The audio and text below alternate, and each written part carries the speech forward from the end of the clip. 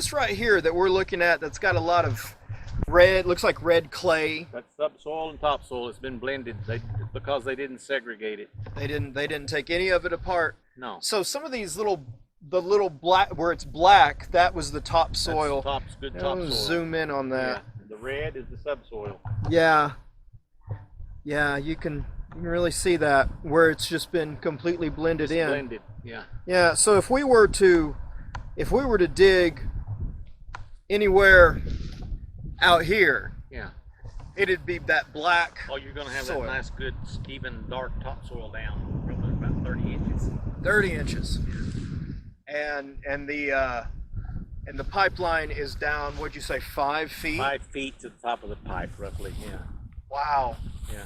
So I mean, they would have to go through the topsoil to get there. Yes. Oh, but yeah. they wouldn't have to. If they would have segregated the topsoil to start with in the first procedure, taken that foot of topsoil, stockpiled it, and saved it, yeah, until the reclamation, it would have been a simple. It's just a several-step procedure you go through. Yeah. So really, to do this, it's not a complicated thing. No, it's not rocket science. Yeah. It's topsoil science. Yeah. Right. Yeah. It would be easy to do. Just you put the topsoil off to, let's say, this side over here. Yes. And then put your subsoil pile over here. Come through, lay your pipe, lay your subsoil back, and then bring your topsoil back. Yeah, and that would be very easy. You said the pipeline, the company, was it Strike? Strike is the contractor. The contractor. Midship, Cheniere Energy is the pipeline owner. Okay, and so Strike came through here, and they told you that they can handle mud. They've gone through swamps before. Said they know how to handle mud, been through swamps and all that kind of stuff. We don't have a problem with dealing with mud. We can handle it. I would classify this area right here back to the north as pretty much a wetlands area. Wetlands area. Anytime you dig it up, I can come out here in the middle of summer and dig you a 3-foot post hole and come back in 30 minutes and water will be within a foot of the ground. But the difference between this and a swamp is a swamp. Yeah. It doesn't matter what goes back. No. This here's, we were raising hay here, and that's what the gentleman I was telling you about earlier, but from Midship, he said, we lay pipe in the swamp all the time. And I said, but do you have to reclaim that swamp back to a farmable condition? Yeah. And he says, no, we've never had to do that. And he says, I don't know what we're going to do here. And you tried to tell them that they were doing wrong. Yeah. So we pleaded with them.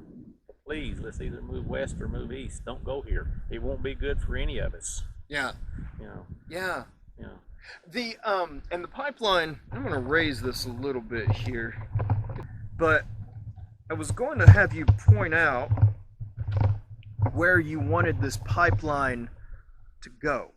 Where we would have preferred them go? Yes. Along the ridge of the hill to the west up there on the high ground. Yeah. Get up there out of this lower wetlands area. Or the other option was to move about a half a mile east and come south across.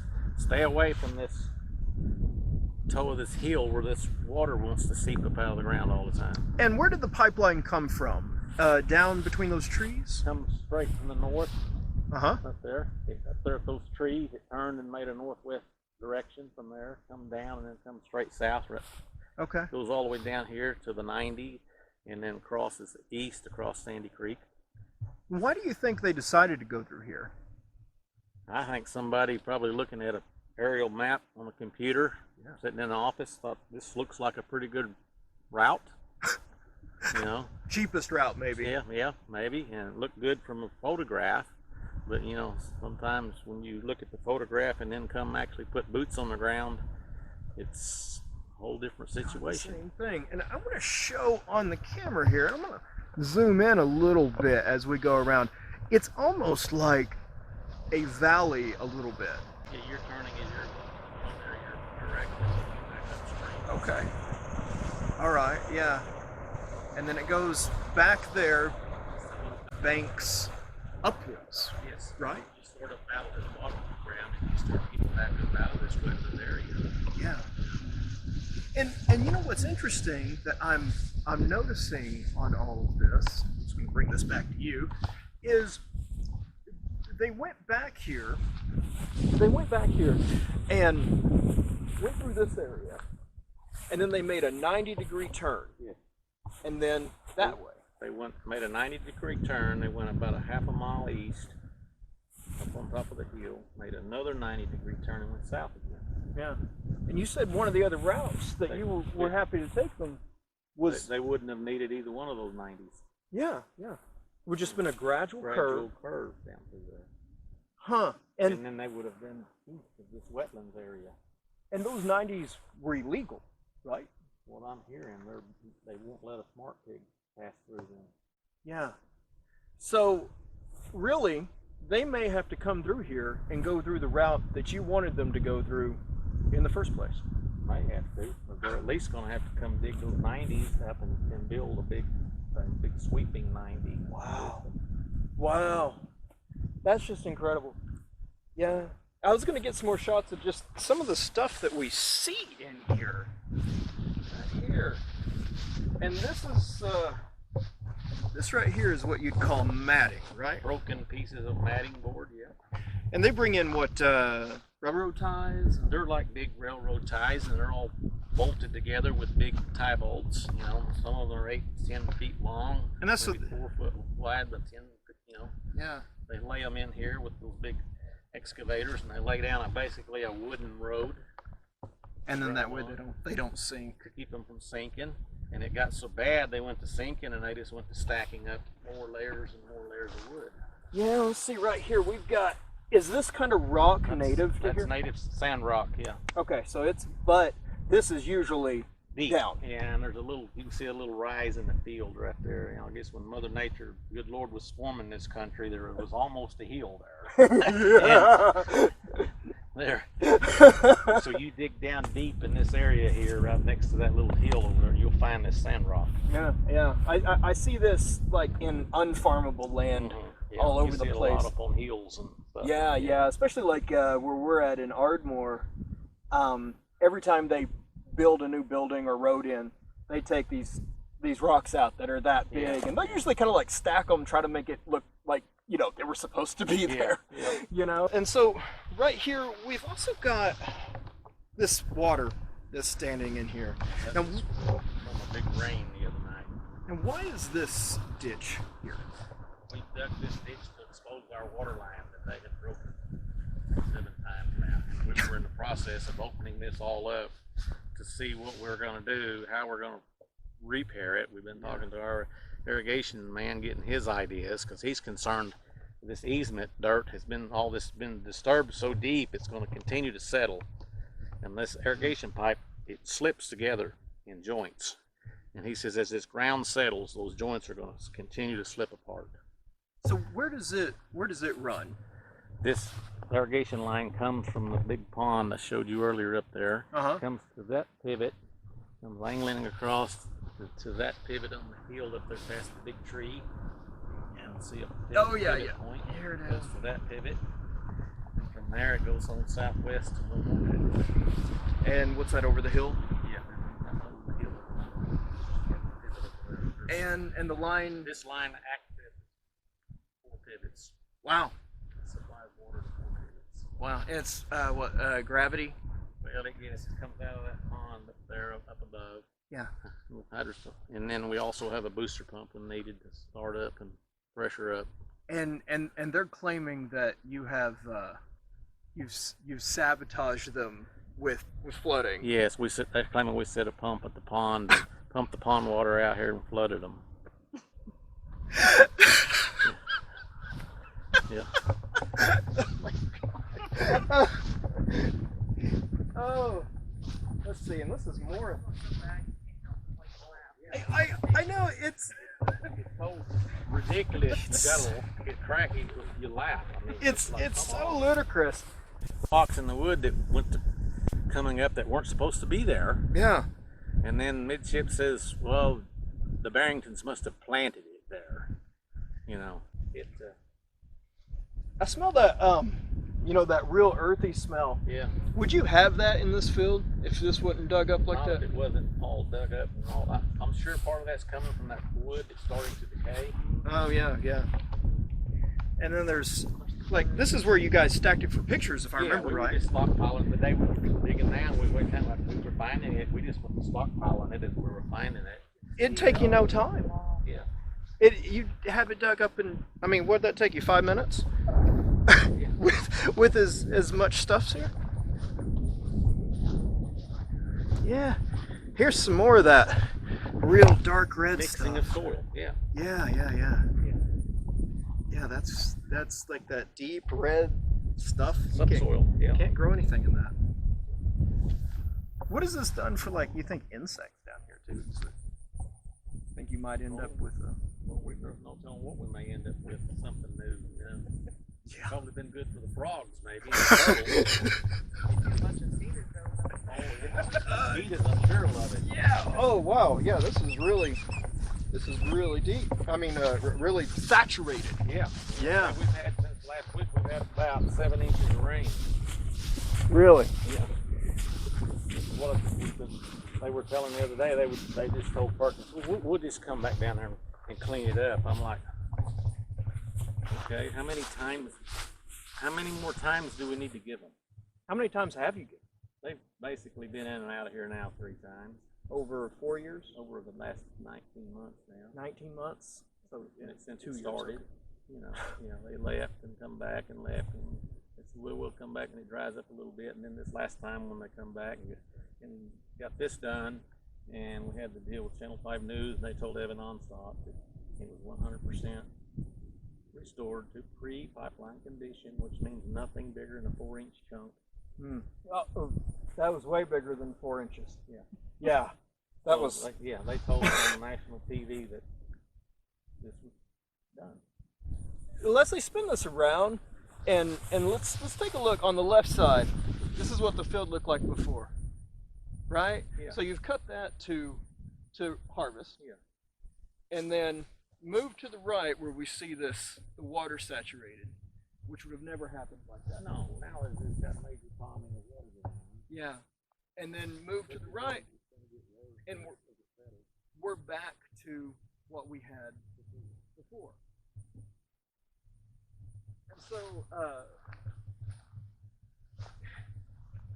when I'm looking at this, is there any possible way to make that look like the rest of this?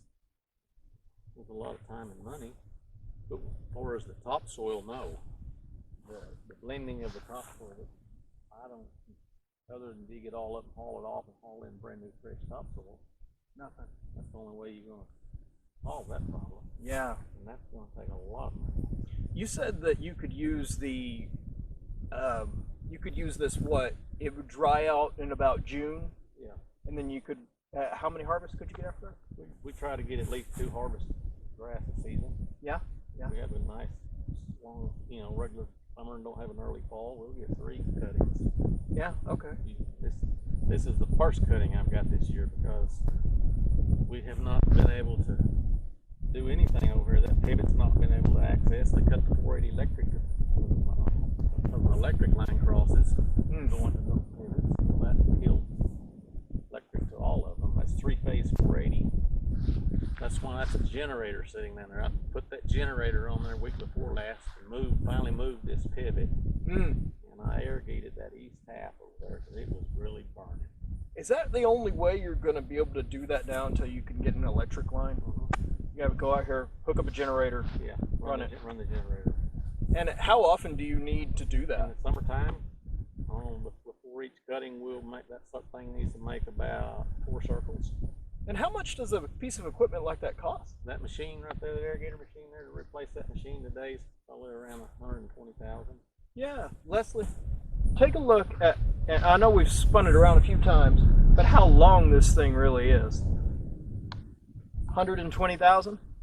See, I think they've destroyed one of these up there for upmaking. And that's where they just cut right through it. Took a whole Yeah, go ahead and just go around.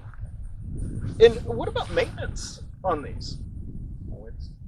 You're always having to, you've either got a flat tire or a gearbox down on your electric drive. They're not maintenance. Yeah. do you like over time? Do you slowly replace each piece? Yeah. You get that kind of.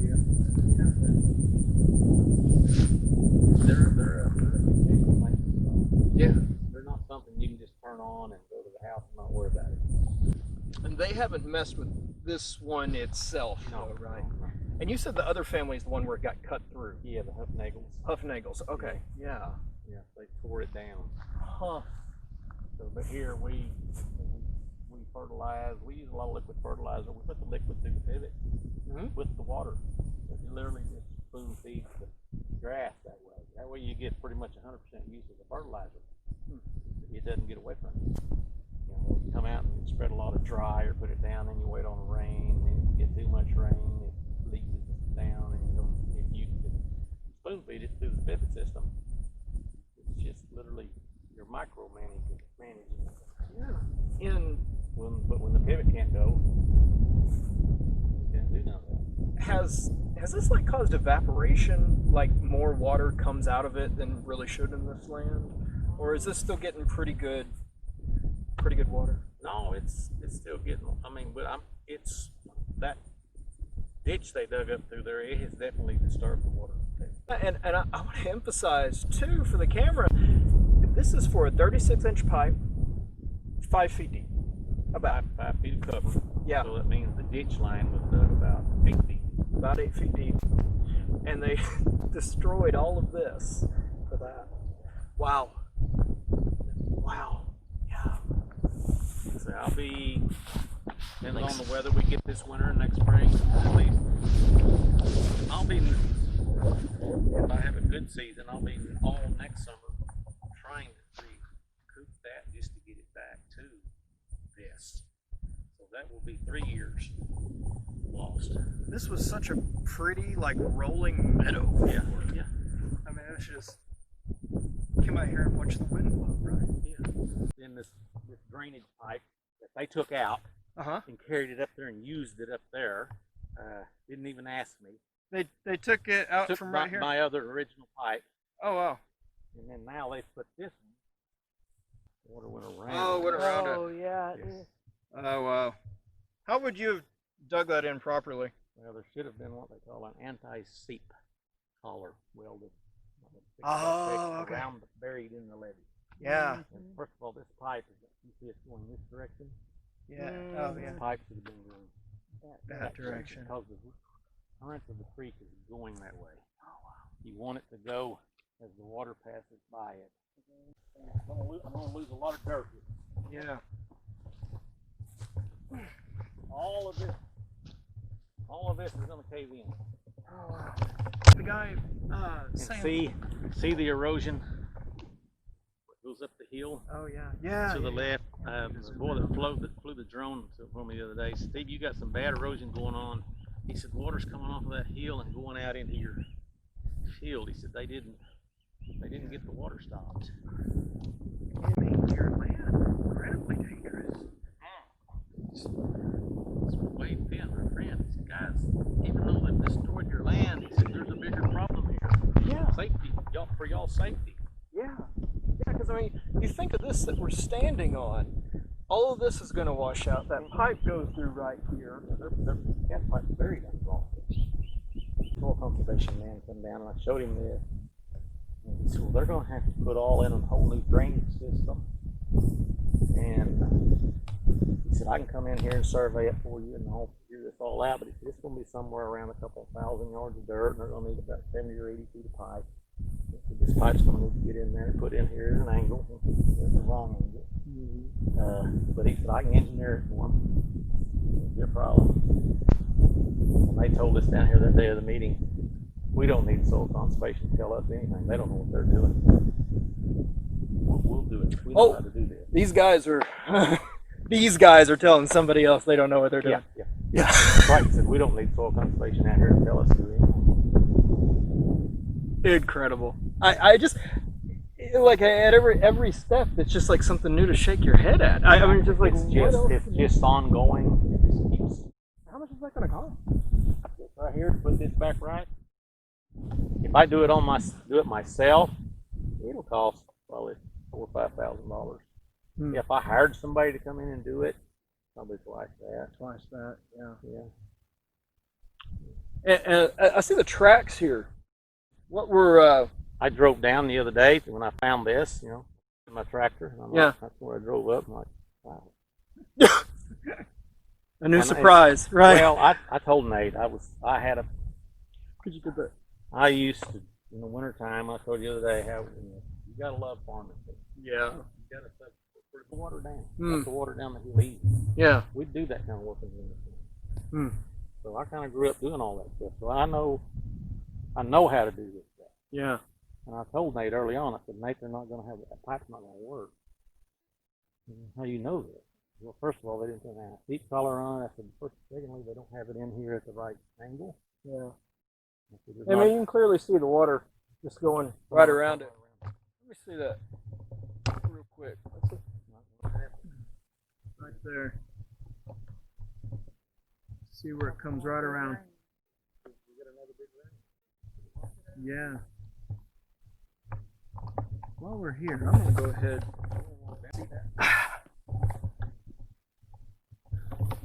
Oh, there's a hole right there. Yeah, I am going to move that way. Thank you. At some point, this is going to start caving in. Yeah. Yeah, look how deep that's going. Look here. Look. Oh, my Lord. Oh, my God. Oh, yeah. Holy cow, it's a good thing I moved. Yeah. I didn't realize it had already got that bad. Wow. Wow. They try to cover that up. Pretty much. Woo. Big enough to crawl in there and hide. It sure is.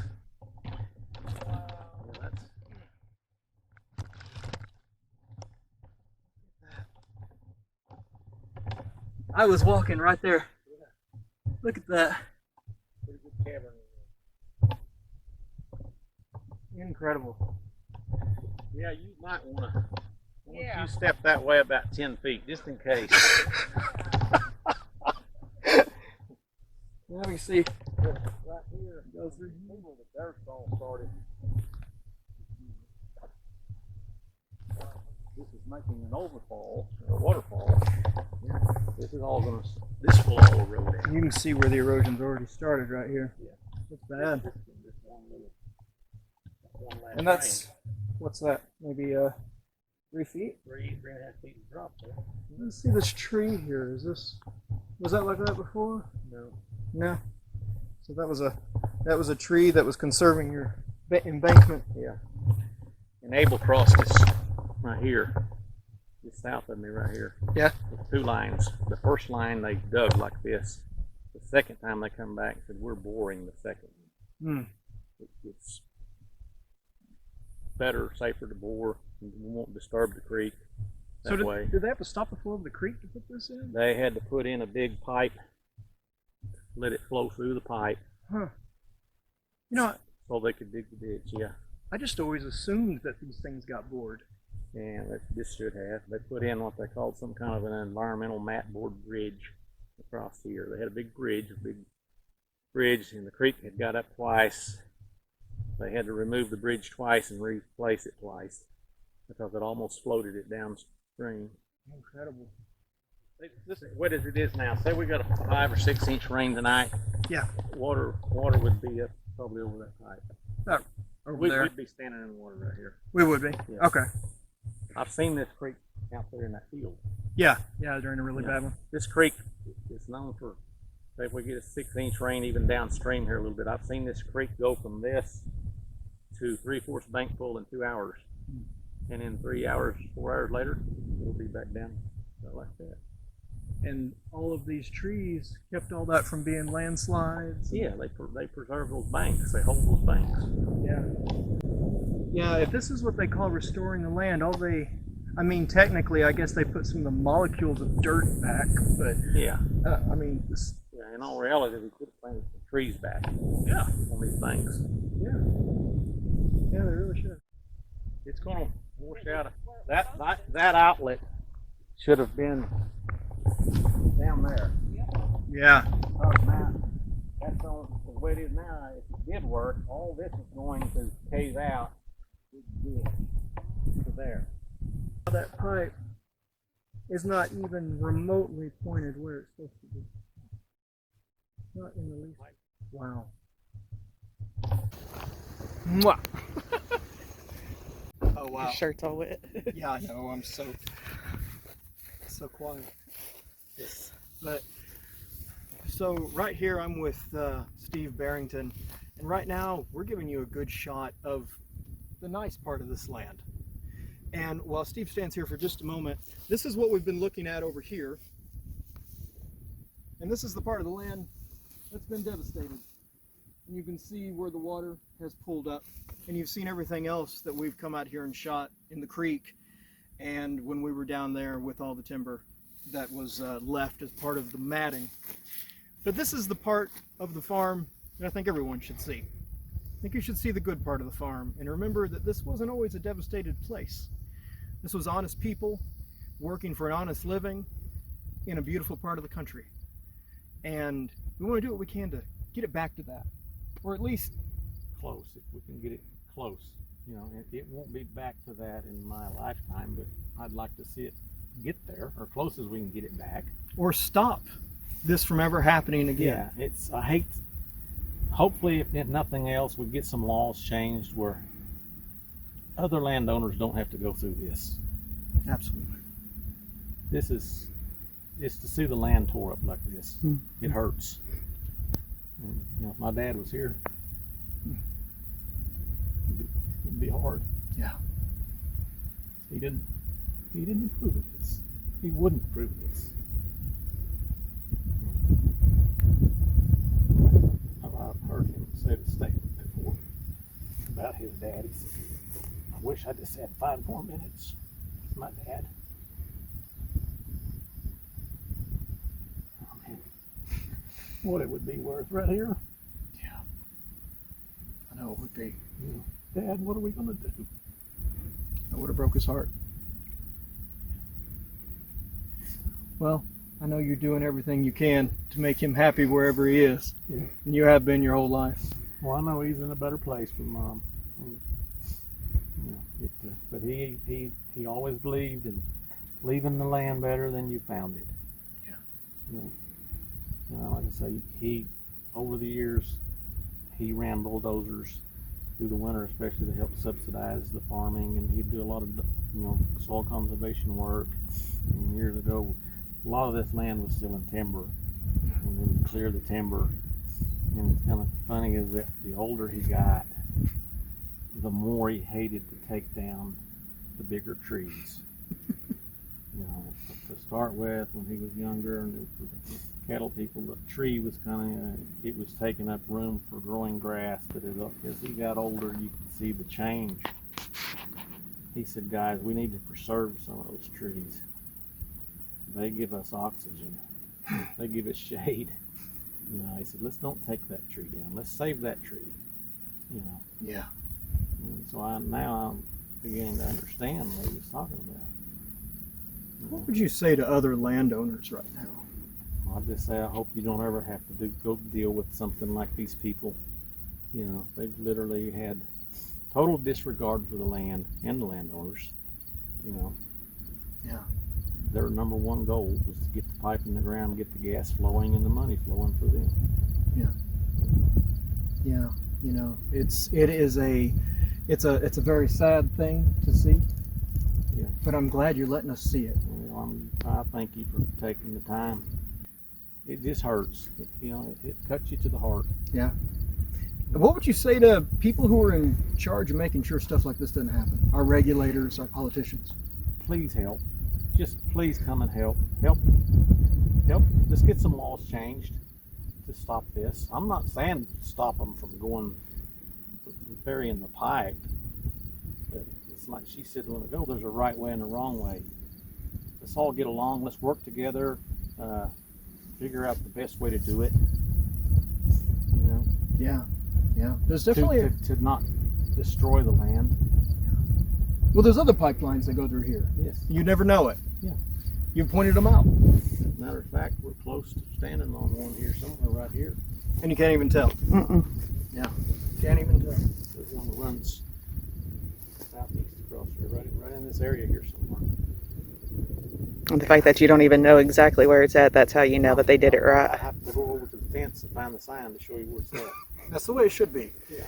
And whichever side, you know, if you're anti-gas or anti-oil or all of that, we understand. You know, it's not the best thing in the world, but right now it's happening. Yeah. And it doesn't have to happen like that. No, it doesn't. You know, oil and gas, like I say, it's put a lot of money into the Oklahoma economy. It's helped a lot of people. It's helped a lot of ranchers. It's paid a lot of bills. So I've been for it. I mean, it's helped us. Yeah. But not here. Not that. Not that. I didn't, you know. Yeah. We didn't ask for that kind of disaster. No. You know, No. So all I ask is we get some of the congressmen, the senators to all come look. Yeah. And say, yeah, this needs to change. This eminent domain, that needs to go away. Yeah. I'm not saying, yeah, we're not ever going to let you come through here. All I'm asking is, when you come through here, let's discuss this and see if there's a better way to go, a better way to do it. You know, let's pick the best spot. You know, for all involved. In the end, it'll be better for everybody.